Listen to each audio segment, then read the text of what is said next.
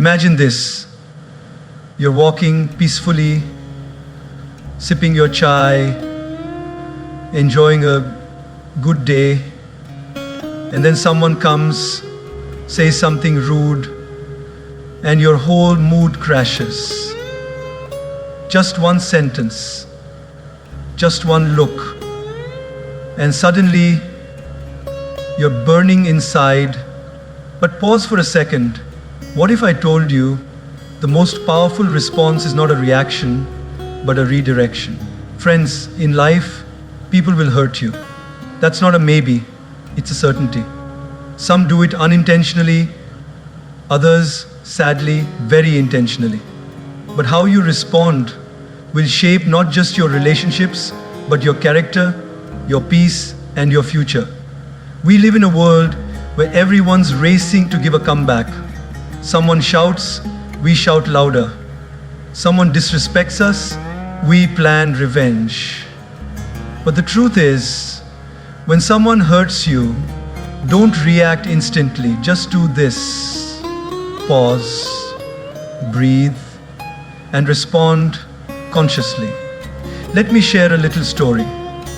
A monk once asked his teacher, "How do I know when I've truly grown in wisdom?" The teacher smiled and said, "When someone insults you and you don't feel the need to prove them wrong." Wow, that hit me. Because isn't that what maturity really is? It's not about how sharp your tongue is. It's about how still your heart remains when chaos surrounds you. Life will give you many opportunities to react, but the wise ones, they learn to respond. So next time someone hurts you, before you react, take a pause, breathe, observe, and choose your response. You're not just preserving your peace, you're building your power. Let them throw words, you throw wisdom. Let them bring chaos, you bring calm. Let them try to shake you, you stand still like a mountain. Because when you master your reaction, you master your life. In a world where everything moves fast, messages flying in, tweets flying out, we've gotten used to instant responses. Someone criticizes us, we reply in seconds. Someone hurts our feelings, we send that angry message back. It's like life has become a tennis match. You hit, I hit back harder. But in this rush to react, we often forget to reflect. Think about this. Have you ever sent a text in anger only to regret it 5 minutes later? Or shouted at someone during a fight and felt guilty for days? That's the cost of reacting. Reaction is immediate, it's emotional, it's raw, but more often than that, it's reckless. Reflecting, on the other hand, is where wisdom lies. There's a story of a man who was walking in the forest and got bit by a snake. He screamed in pain, but instead of seeking help or treatment, he chased after the snake in anger, determined to punish it. He ran deeper and deeper into the forest, losing his way, getting more injured, more exhausted, until he collapsed. Now the question is, did the snake cause his downfall? Or was it his reaction to the snake? That's how many of us live. Someone says something to us, a rude comment, a sarcastic jab, or just a look, and we chase after the pain with our reaction. We carry it with us all day, sometimes all week. We go home and tell everyone how hurt we are.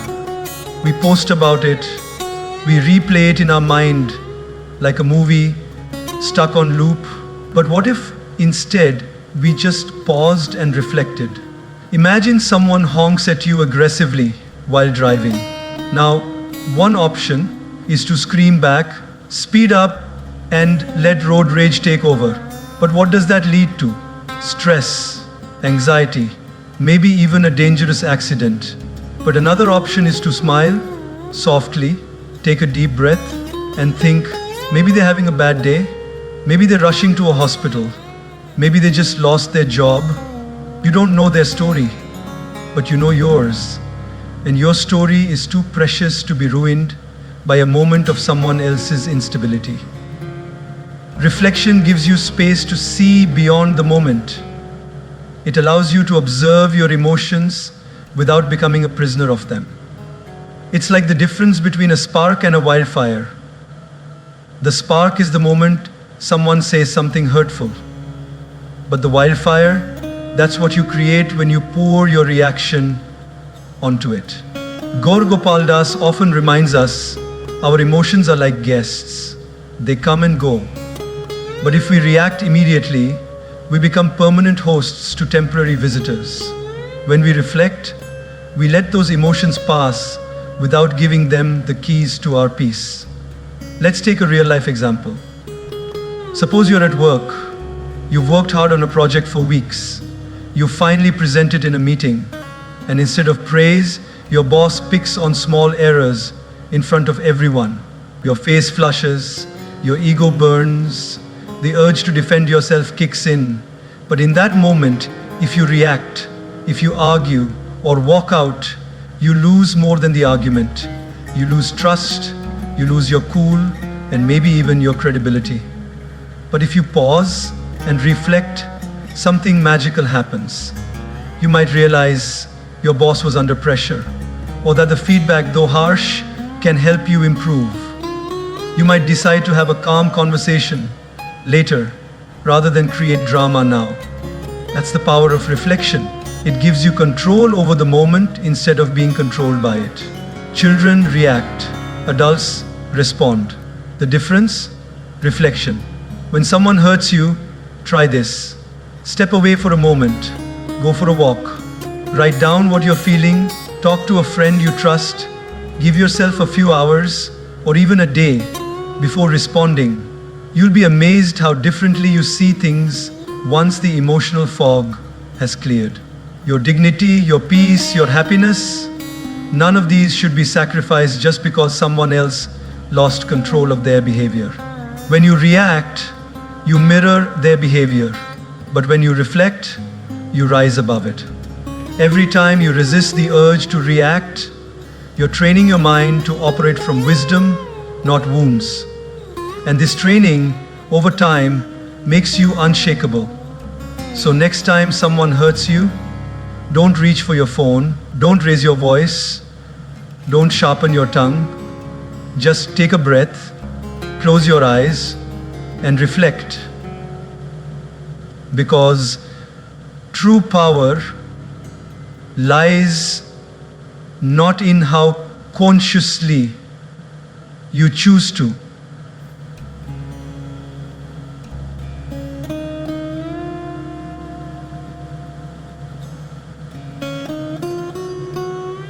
Don't raise your voice. Don't sharpen your tongue. Just take a breath, close your eyes, and reflect. Because true power lies not in how quickly you react to everything, but in how you first take a deep breath. There is a simple wisdom in something we all do every second of our life: breathe. Yet, in moments of stress, anger, or hurt, we forget to do just that. We forget to breathe before we speak. And because of that, we often say things we don't mean, act in ways we later regret, and damage relationships that matter to us. Think about this for a moment. How many times in life have you said something in the heat of the moment, only to wish you could take it back a few minutes later? Maybe you were tired, maybe someone pushed your buttons, or maybe you were just having a rough day. But the words came out sharp, impulsive, and raw. And just like that, they hurt someone you care about. That's the power of words, spoken without breathing, without thinking. Breathing before speaking is not just about inhaling air. It's about creating space between the trigger and the response. That one breath becomes the difference between reacting from emotion and responding with intention. There's a beautiful story often shared in spiritual circles. A man came to the Buddha, angry and frustrated.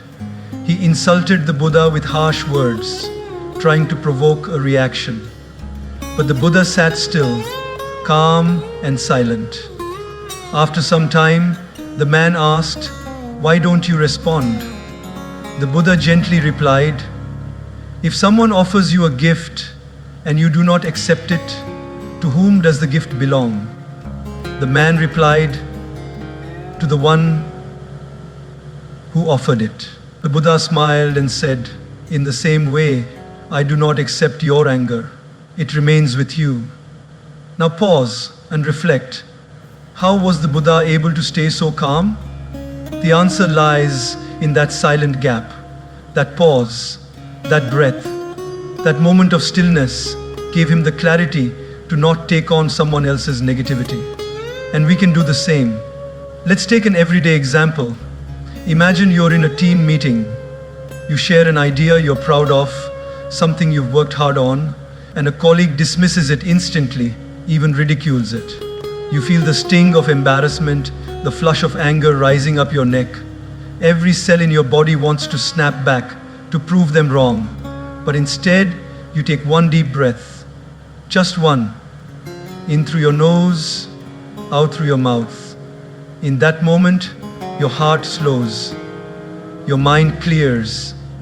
And instead of reacting with anger, you respond with grace. Thank you for your feedback. Would love to hear more about your perspective. Just like that, you've transformed the energy in the room.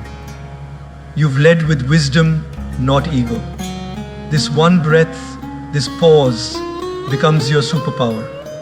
You see, when we're emotionally charged, our brain operates from the amygdala, the fight or flight center. It's survival mode. That's why we lash out, shut down, or get defensive. But the moment we breathe consciously, we activate the prefrontal cortex, the rational part of the brain. Suddenly, we're not reacting from fear or anger, we're responding with thought and maturity. Gaur Gopal Das often says, if you can control your breath, you can control your life. And it's true. The breath is the bridge between your mind and your emotions. It's the invisible thread that ties your inner world to your outer actions. Let's take another example. Picture a parent who just got home after a long, exhausting day. The house is a mess, the kids are shouting, and one of them spills juice all over the floor. The parent is at the edge of snapping. But they stop. They close their eyes, take a deep breath, and count to 5. Suddenly, they see things differently. They see the laughter of their child, the innocence in the mistake, and instead of yelling, they kneel down, clean the mess, and turn it into a moment of connection. That breath saved the moment. That breath protected the relationship. So often, what we need is not more words, but more space between our words, more silence between our emotions, more breath between our impulses. When someone says something hurtful, before you reply, breathe. When life doesn't go your way, before you complain, breathe. That breath may seem small, even unnecessary, but in reality, it is everything. It gives you time to choose your tone. It gives you space to think. And most importantly, it gives you the power to stay in control of yourself. Words once spoken cannot be unsaid, but words delayed through breath can be transformed. And often, silence says more than speech ever could. So let breathing become your daily practice. Before that meeting, take a breath. Before that tough conversation, take a breath. Before hitting send on that angry text, pause and breathe. You'll be amazed how much peace and power you find in just a few seconds of stillness. Because those who master their breath, master their emotions. and those who master their emotions master their lives. It's one of those statements that sounds simple but holds a deep, transformative truth. Hurt people hurt people. It means that those who inflict pain are often the ones who are silently bleeding inside. When someone lashes out at you, mocks you, ignores you, betrays you, or treats you unfairly, it's natural to take it personally. It's human to feel offended. But the moment we look beyond their behavior and try to understand the pain behind their action, something changes in us. Our heart softens. Our reaction transforms into reflection, and instead of returning pain with more pain, we begin to respond with compassion. Picture this. You walk into a bakery, smile at the cashier, and cheerfully say, "Good morning," but she just glares at you and grumbles, "What do you want?" For a second, your pride kicks in. How rude! Who does she think she is? But then you pause. You wonder, maybe she's going through something. Perhaps she woke up to bad news. Maybe she's struggling financially. Maybe her child is unwell, or she had a fight with someone she loves. You don't know her story, but suddenly your story doesn't have to be affected by hers. So you smile and say, "Rough morning," and you see her eyes soften. That one moment of understanding changed the energy completely. This is what happens when we realize that people often project what they're going through. Many times we walk around wearing invisible wounds. A child who grows up unloved may become a teenager who bullies others in school. A man who has been betrayed may find it hard to trust. A woman who was constantly criticized might speak harshly, not out of strength, but fear. What seems like arrogance, rudeness, or coldness is often a mask for someone who has been hurt deeply and doesn't know how to deal with it. There's a touching story about a man who always seemed bitter. He was the kind who never smiled, never spoke kindly, and always found something to complain about. People avoided him. One day, a new neighbor moved in, a woman full of positivity and warmth. Instead of reacting to his bitterness, she began greeting him every day with kindness. She would say good morning, share small gifts like fruits or flowers, and always smiled no matter how grumpy he looked. Weeks passed. Slowly, the man started changing. One day, he finally said, "No one's ever been this kind to me without expecting anything. Thank you." Later, she discovered he had lost his wife and son in a tragic accident and had been living in silent grief ever since. His rudeness wasn't really about the world, it was about his own pain. Now, apply this to your own life. Maybe there's a colleague who constantly criticizes you, a friend who suddenly distance themselves, a family member who often finds faults in everything you do. Instead of letting their pain turn into your pain, step back and ask, what might they be going through? That question opens a door in your heart, not to excuse their behavior, but to understand it. And that understanding becomes your strength. This doesn't mean you should tolerate toxic behavior or allow people to disrespect you. Setting boundaries is important. But when your heart carries compassion instead of resentment, you protect yourself from becoming what hurt you. Because the truth is, when we don't heal, we hurt. And sometimes that hurt is not even ours to carry. It gets passed down, like an emotional inheritance. You see, a person who is at peace within will never go out and damage someone else's peace. A person who feels truly loved will never intentionally make someone feel unloved. And a person who is emotionally fulfilled doesn't need to pull others down to feel taller. When Gaur Gopal says, "Don't judge people by their actions alone, look at what might be driving those actions." He invites us into a life of empathy, a life where we don't just react to people, but we try to reach people. We listen with more than our ears, we listen with our hearts. If every time someone hurts you, you pause and say, "This isn't about me, it's about their pain," you will begin to protect your inner world from being disturbed by the storms outside. You'll stop absorbing everyone else's chaos. You'll stop taking offense to every cold word or sharp look. Think of it like this. If someone throws dirt at you, you can throw it back, or you can wash it off and walk away clean. The first option leaves both people dirty. The second keeps you pure, centered, and in control. So when someone hurts you, don't just see the hurt. Try to see the human behind it. Maybe, just maybe, they're crying for help in the only way they know how. And your understanding could be the first step toward their healing. Because hurt people, but healed people heal others. Let's be the latter. There are moments in life when silence is not just golden, it's divine. When emotions rise, when anger boils, when ego shouts for attention, that's the exact moment when silence becomes your greatest strength.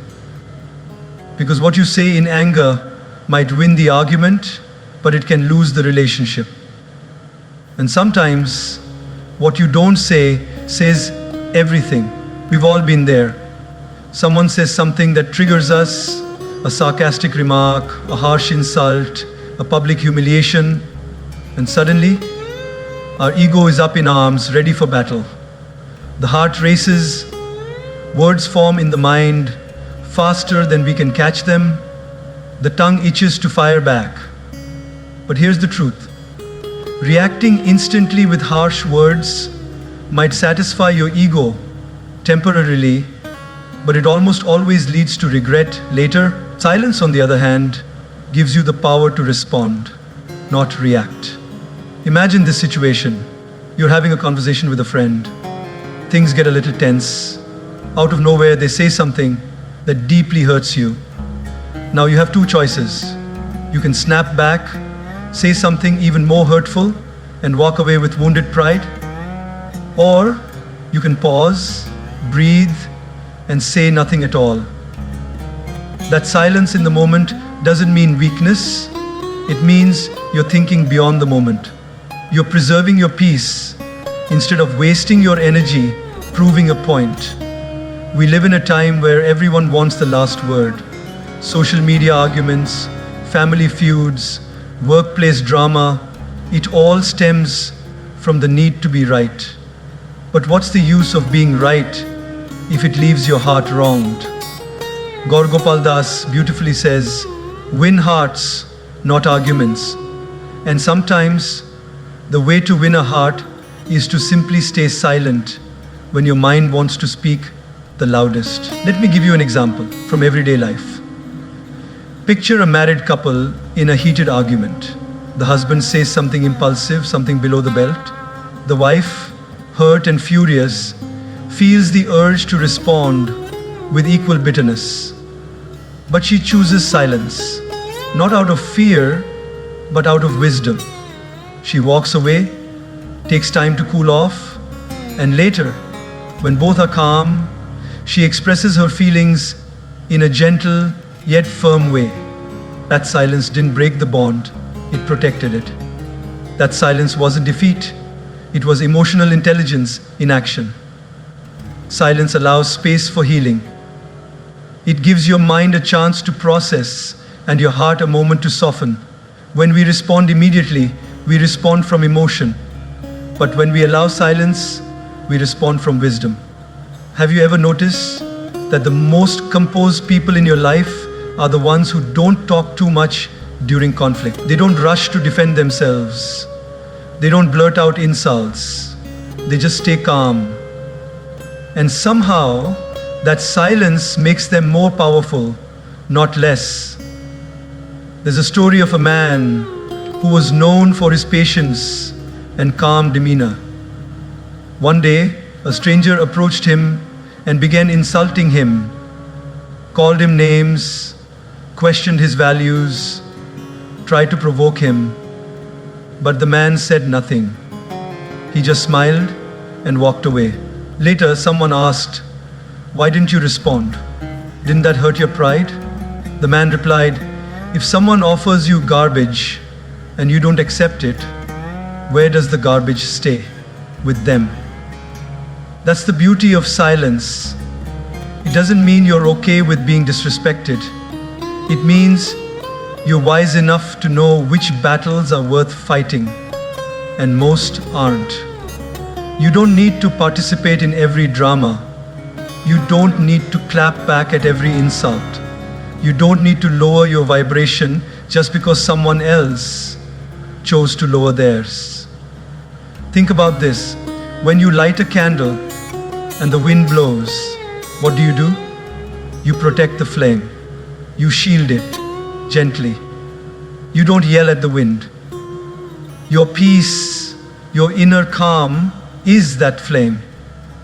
And when people throw wind at you, criticism, insults, negativity, you don't protect your peace by screaming louder. You protect your peace by screaming louder. You protect it by becoming still, by becoming silent. In silence, we gain clarity. In silence, we hear our true thoughts, not just the noise of the moment. In silence, we connect with something deeper, our higher self, our wisdom, our dignity. So next time someone disrespects you, mocks you, provokes you, remember this.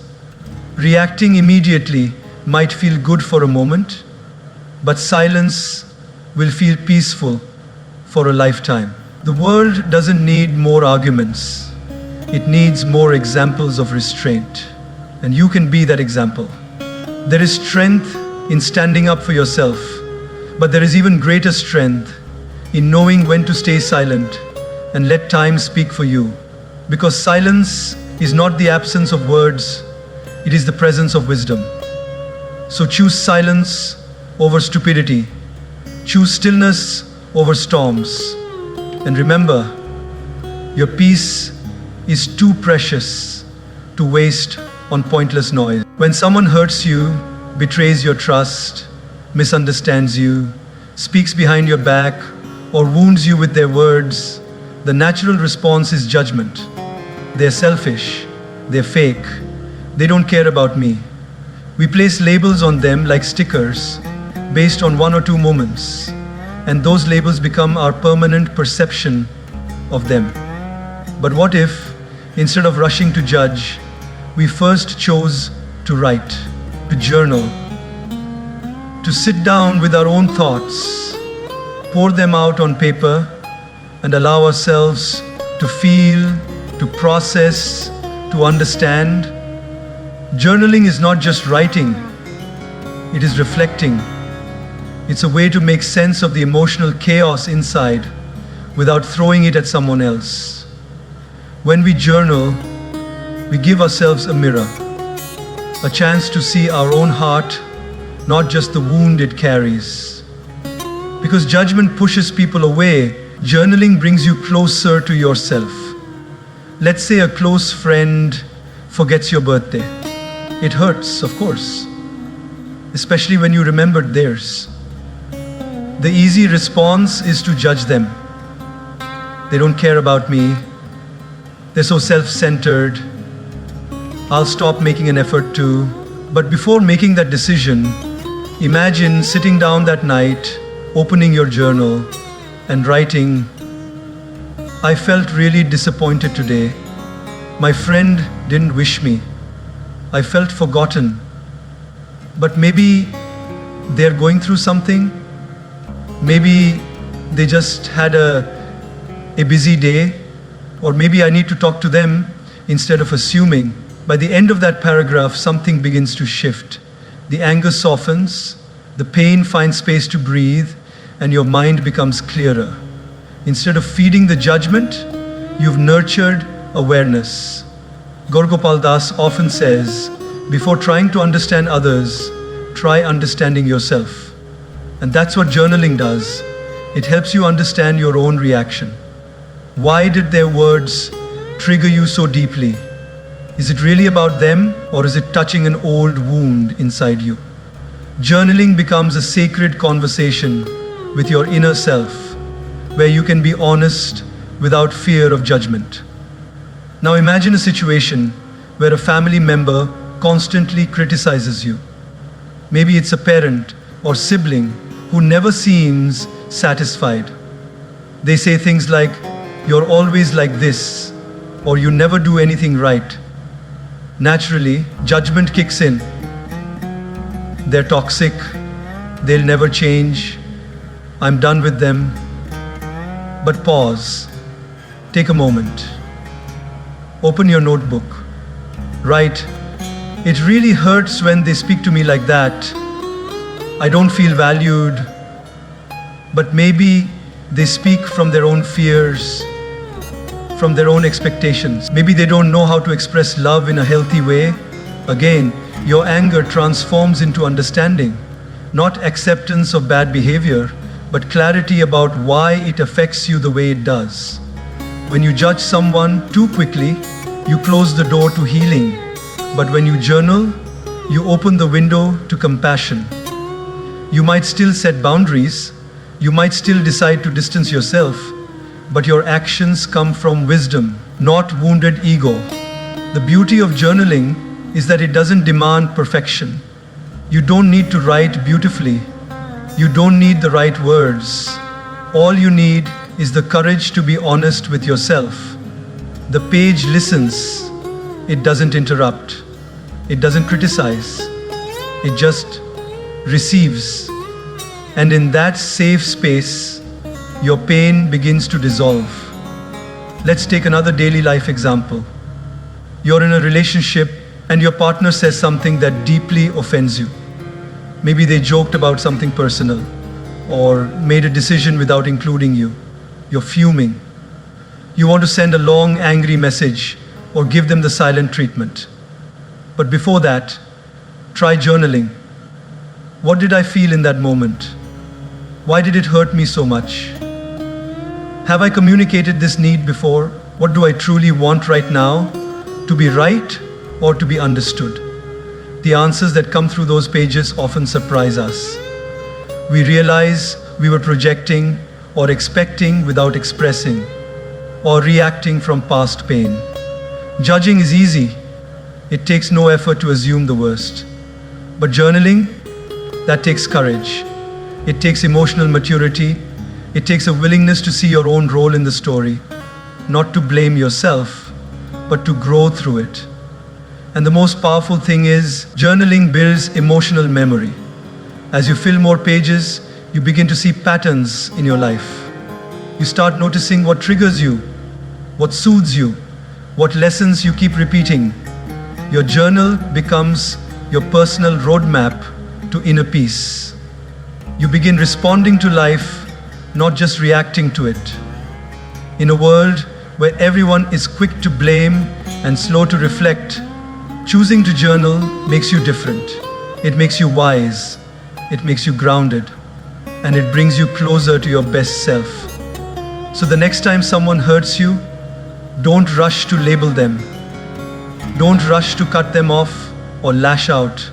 Instead, pick up a pen, sit quietly, let your heart speak through ink.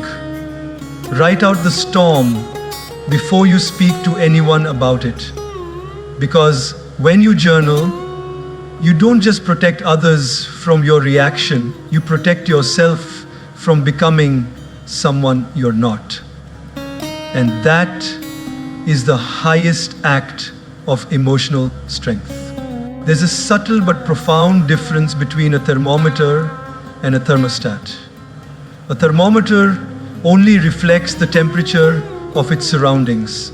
If it's hot, it shows hot. If it's cold, it shows cold. It has no control, just a reaction to whatever is happening around it. A thermostat, on the other hand, doesn't just reflect the environment, it regulates it. It sets the tone. It maintains balance. It changes the climate instead of being changed by it. And in life, we have the same choice. We can either let people and situations dictate our inner state, like a thermometer, or we can learn to be a thermostat, holding our peace, our values, and our responses, regardless of what's happening outside. Think about how often we let the emotional temperature of a room change our mood. You enter a room and someone's angry, you immediately feel tense. Someone gossips, you get pulled into the negativity. A colleague snaps at you, you carry the irritation for hours. Like a thermometer, you absorb and reflect everything. But what if you were grounded enough to enter that same room and instead of matching the chaos, you brought calm? What if your peace was so steady that other people felt calmer just being around you? Let's take an everyday example. You're stuck in traffic. People are honking, cutting lanes, shouting out their windows. The atmosphere is boiling.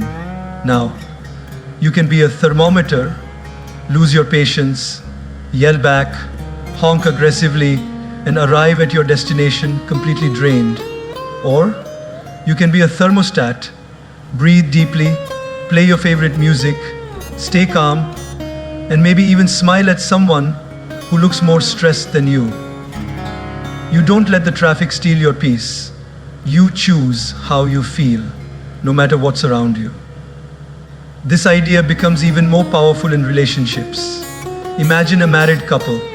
The husband comes home after a terrible day at work. He's frustrated, short-tempered, and not in the mood for conversation.